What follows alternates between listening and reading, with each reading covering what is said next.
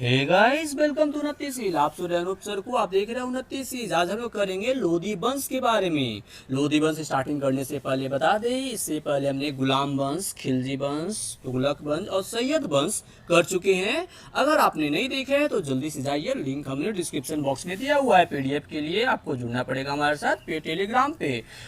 Starting करते हैं लोधी वंश। 1451 ईस्वी में बहलोल लोधी ने सैयद वंश को समाप्त कर दिल्ली सल्तनत में नए वंश की नींव डाली, जिसका नाम रहा लोधी वंश। बहलोल लोधी दिल्ली की गद्दी पर 19 अप्रैल 1451 ईस्वी को बहलोल शाह गाजी के नाम से बैठा। दिल्ली में अफगान राज की स्थापना करने का श्रेय भी बहलोल लोधी को जाता है। काफी इंपॉर्टेंट क्वेश्चन है, कई बार एग्जाम में आए हुए हैं कि भारत में अफगान राज स्थापना करने का श्रेय बहलोल लोधी को, या फिर क्वेश्चन पूछते हैं दिल्ली में अफगान राज स्थापना करने का श्रेय भी बहलोल लोधी को। बहलोल लोधी अफगानिस्तान के किलजाई कबीले के एक महत्वपूर्ण शाखा साहू खेल में पैदा हुआ था।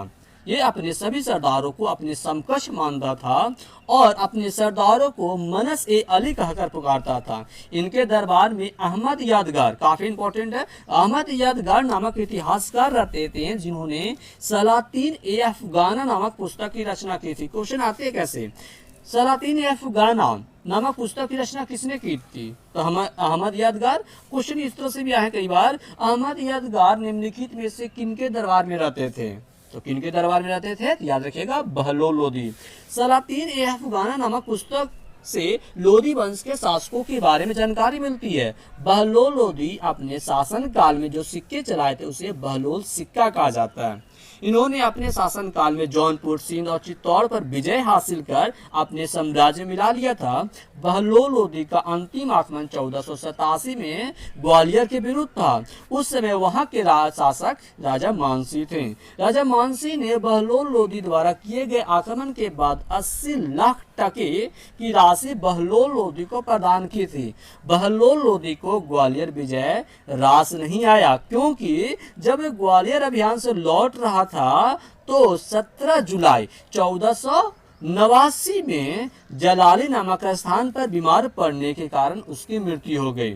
सिकंदर लोधी उसके बाद आते हैं। बहलोल लोधी की मृत्यु के बाद लोधी वंश का अगला शासक उनके पुत्र सिकंदर लोधी 17 जुलाई 1489 को दिल्ली की गद्दी कह सकते हैं या फिर लोधी वंश की गद्दी पर बैठा। ये दिल्ली की गद्दी पर सुल्तान सिकंदर शाह के नाम से बैठा। इनके बचपन का नाम निजाम खां था। सिकंदर लोधी लोधी वंश का सबसे प्रतापी राजा था। इन्होंने 1494 में वाराणसी के पास बिहार के शासक हुसैन शाह को पराजित कर बिहार को दिल्ली सल्तनत में मिला लिया था।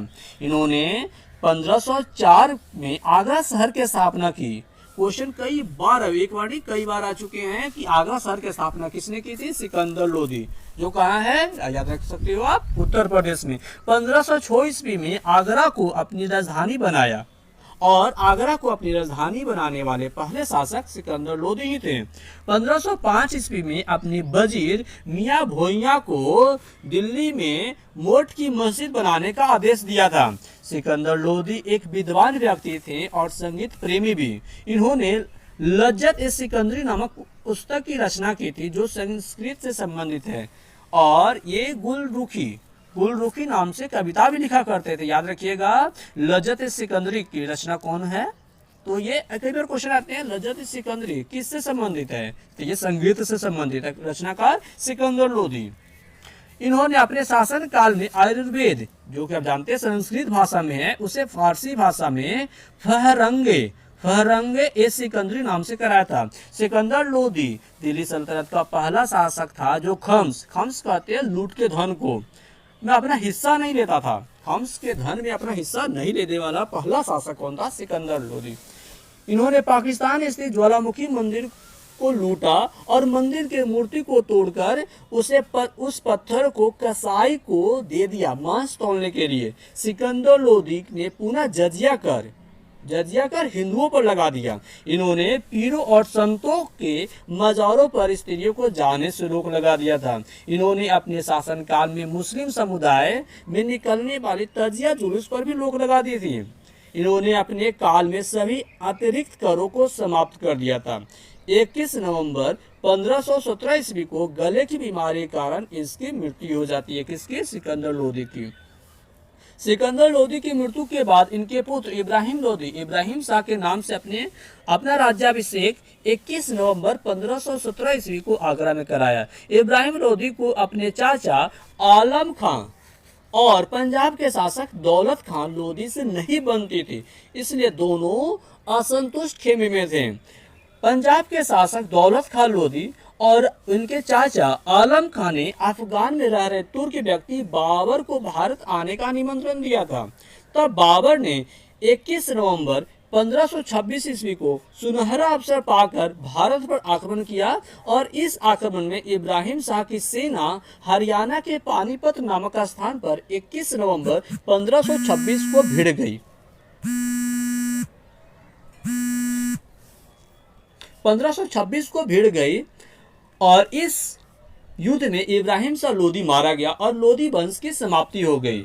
आज का previous question of the day, किसने कहा था कि अंततः प्रजा को राजा से मुक्ति मिल गई? पिछला क्वेश्चन था, इसका सही आंसर होगा निजामुद्दीन औलिया।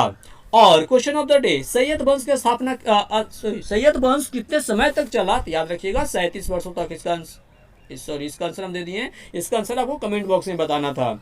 अभी तक हमारे चैनल को सब्सक्राइब नहीं किए तो जल्दी से सब्सक्राइब कर लीजिए, दोस्तों के साथ शेयर कर लीजिए और पीडीएफ के लिए आपको टेलीग्राम चैनल पर जुड़ जाइए। तब तक सुनते रहिए 29 को, अब देखते रहिए।